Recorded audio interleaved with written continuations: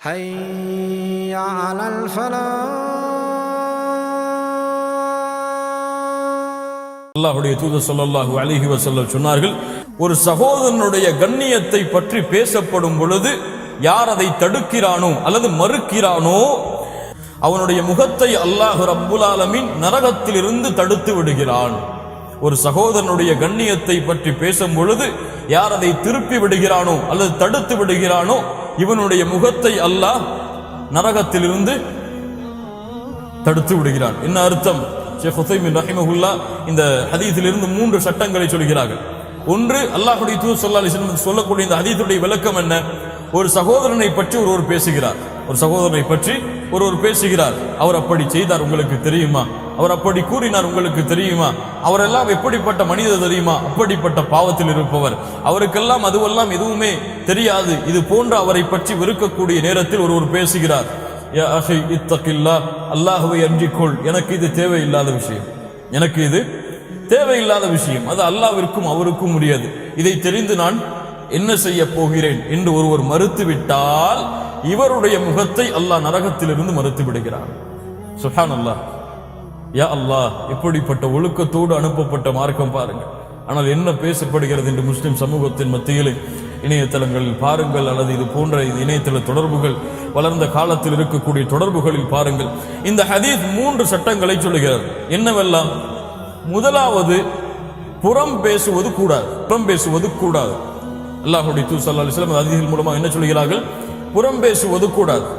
இரண்டாவது, புறம் பேசக்கூடிய சபையில் இருக்கக்கூடாது, தடுத்து விடுதல், புறம் பேசக்கூடிய சபையில் இருக்கக்கூடாது.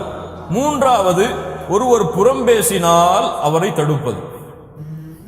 மூன்றாவது, புறம் பேசினால் அவரை தடுப்பது. ஒன்று, புறம் பேசக்கூடாது. இரண்டாவது, புறம் பேசக்கூடிய சபையில் இருக்கக்கூடாது. மூன்றாவது, புறம் பேசினால் அவரை தடுப்பது. அல்லாஹ்வுடைய தூதர் ஸல்லல்லாஹு அலைஹி வஸல்லம் என்ன சொன்னார்கள்?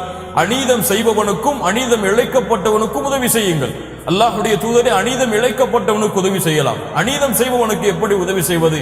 அவனுடைய கரத்தை பற்றி பிடித்து அநீதம் செய்யாதே என்று கூறுவது என்று அல்லாஹ்வுடைய தூதர் ஸல்லல்லாஹு அலைஹி வஸல்லம் அவர்கள் சொன்னார்கள். கண்ணியத்துக்குரியவர்களே, ஒரு சிறந்த மார்க்க அறிஞர் இடத்தில் ஒரு மனிதர் வந்தார். உங்களுக்கு தெரியுமா, உங்களை பற்றி ஒருவர் இப்படி இப்படி பேசுகிறார், நமீமா, உங்களை பற்றி ஒருவர் இப்படி இப்படி சொல்லுகிறார். அப்போது சொன்னார்கள் அந்த ஆலிம், யா அல்லாஹ், எனக்கும் என் சகோதரனுக்கும் இடையிலே குரோதத்தை ஏற்படுத்த விரும்புகிறாயா? உனக்கு இப்படி நமீமாவை சொல்ல, இந்த கோலை சொல்ல வேண்டும் என்று உமக்கு கட்டளையிட்ட அந்த ஷைத்தானின் மீது நான் கோபப்படுகிறேன்.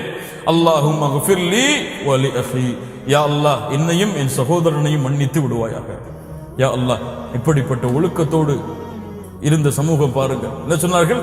எனக்கும் என் சகோதரனுக்கும் இடையிலே அவர் அப்படி சொன்னார் இப்படி சொன்னார் என்று வெறுப்பை ஏற்படுத்த விரும்புகிறாயா? உனக்கு இப்படி கட்டளையிட்ட ஷைத்தானை நான் வெறுக்கிறேன், அவன் மீது கோபப்படுகிறேன். யா அல்லாஹ், என்னையும் என் சகோதரனையும் மன்னிப்பாய். ஏன்? கோல் ஒருவனை பற்றி பேசுபவனை விட இந்த கோல் சொல்பவன் மிக மோசமானவன்.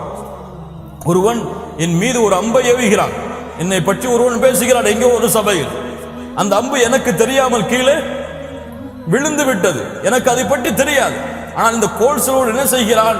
அந்த அம்பை எடுத்து வந்து என்னுடைய நெஞ்சில் சொருகுகிறான். அப்போது இவனை விட யார் மோசமானவன்? புறம் பேசுபவனை விட கோல் சொல்பவன் மிக மோசமானவன். அல்லாஹ் ரப்புல் ஆலமீன் இப்படிப்பட்ட காரியத்திலிருந்து நம்மை பாதுகாப்பானார்.